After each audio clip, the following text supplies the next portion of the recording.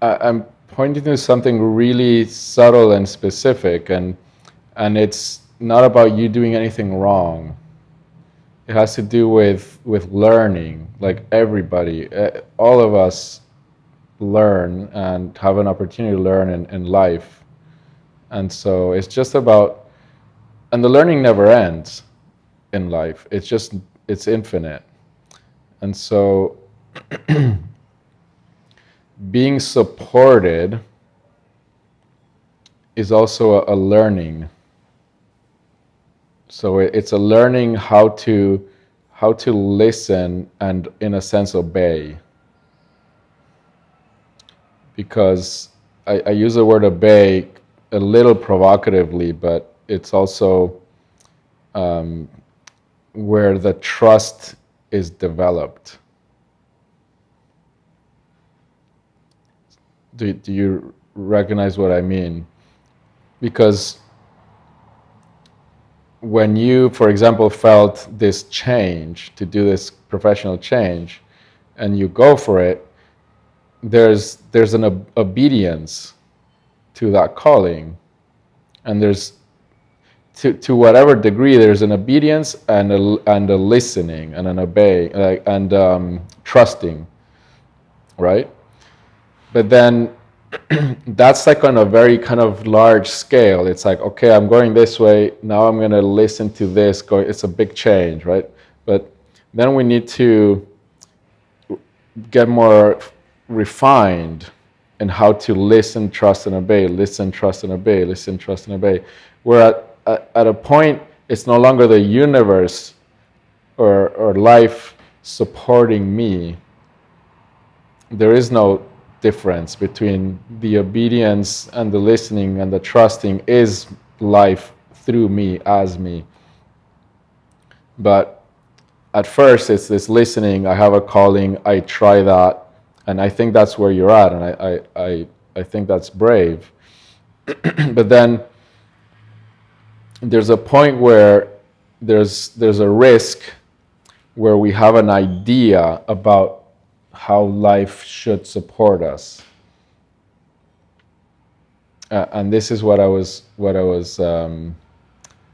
pointing at earlier. And this is where it's not something you are doing wrong. It's life, and it's the learning of this listening. There's a teaching that's, I think, has become a bit of a joke, but because I think it appeared in The Simpsons, like as a one of the things, and it's a man who's like in a town, and there's a flood, and I'm going to make up the story, but there's a flood, and then I think probably everybody knows this story, but if you don't, I'm making up a version of it. The man's there's a flood in the town, and so he goes up to like the attic, and then he's like praying for God to help him, and then a man comes by on a boat, tells him to like come down, get on the boat, and he's like, no, God's gonna support me, like I'm waiting for God to support me.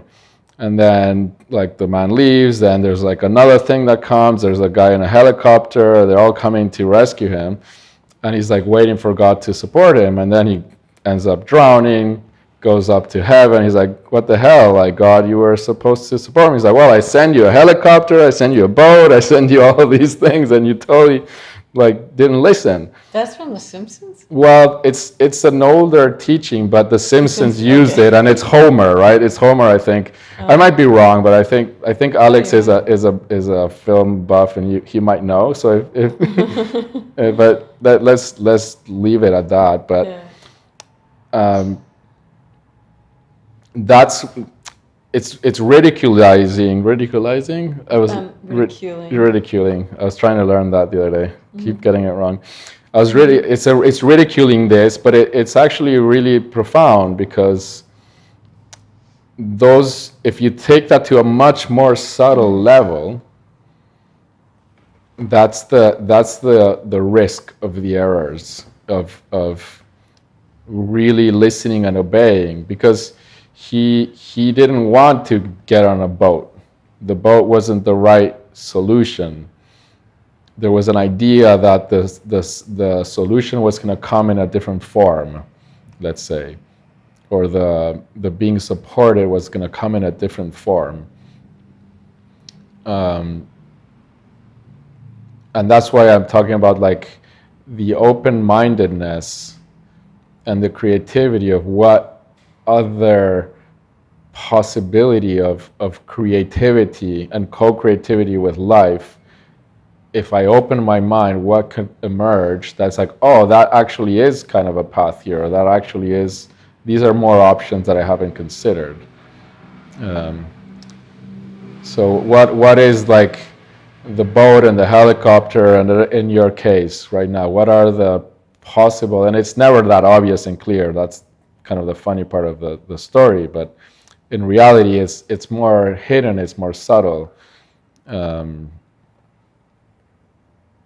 it requires more of a co-creative process where you engage, you explore, and you listen, risk, and trust. Listen, risk, and trust, and always there's a learning. It's like,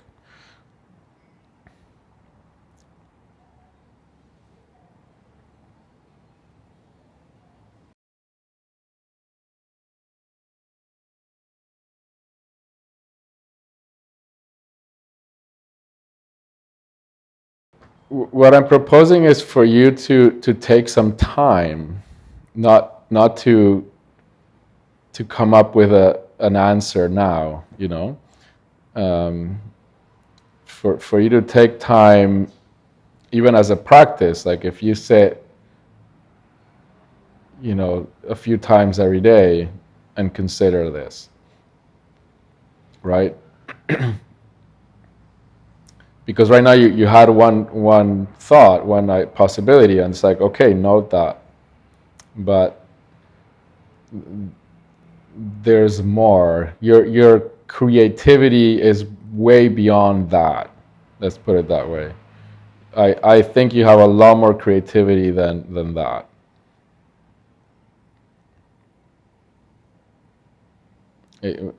It's very. Not that there's anything wrong with that. It's an idea. It's a good idea. No, that's what I'm saying. That's one good idea. Note it, but don't wrap up the process and the exploration as like that's the one only idea. Like that's a valid one, but give it time for a process of much more potential, because I think you have it.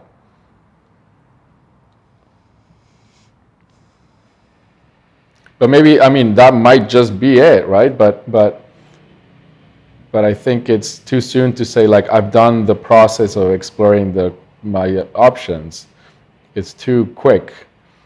I'm describing a process also of like a constant listening every day for the rest of your life to what I'm talking. Like this is like I'm actively, what I'm describing is an active functioning in me every day. It's not like, oh, I've done this in a situation where there's a challenge, it's done, I don't need it anymore. It's a listening and responding, listening and responding, and the creative process and the mental openness, which is all in a sense a practice, in that it's like a muscle to keep exercising. And the more you explore options, the more options appear, the more it just becomes kind of a virtuous process, virtuous cycle.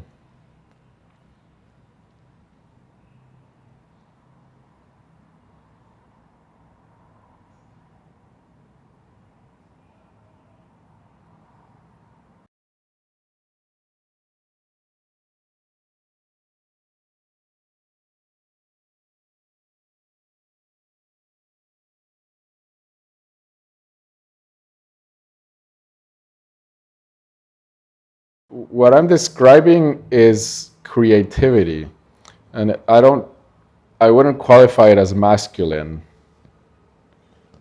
In fact, if anything, it's the marriage of both the masculine and the feminine. But the creativity I'm talking about is like pure imagination. It's like daydreaming, but daydreaming with an intention of exploring. It really is creativity with life.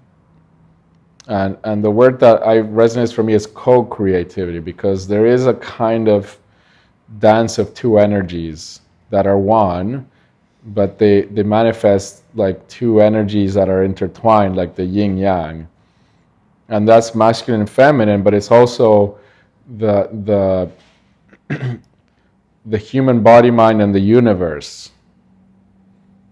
It's one energy, inseparable, but it operates as an intertwined, inseparable system with two energies. Two, I don't want to call it separate because they're not, but and so that's where it's co-creative. It's this dance between the universe and the wanting and the creativity of that, and then what feels like what I want.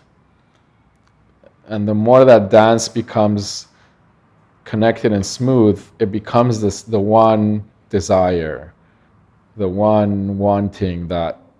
That's where things start to have like synchronicities, and things start to happen that are serendipitous, and they're which we all experience. It's always there.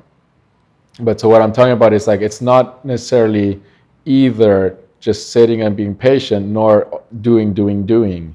It's kind of what's in the middle, what's in between, what's not just doing from an automatic thing of how you've done in the past, which kind of got you this far, but maybe there's more. And then there's not just sitting and waiting, which I'm not saying you're doing either of those. I'm just saying the mind will tend to try to resolve, oh, it's this, or it's this, oh, it's this, or it's this. But what's in the middle? And that's where, for me, there's this creativity. Imagining options, possibilities, but it's really a creativity. It's not like, well, I can do this thing or do these actions. It's like, what is it that in the world can be manifested? And it's not a passive thing. It's a creative, passive, active process.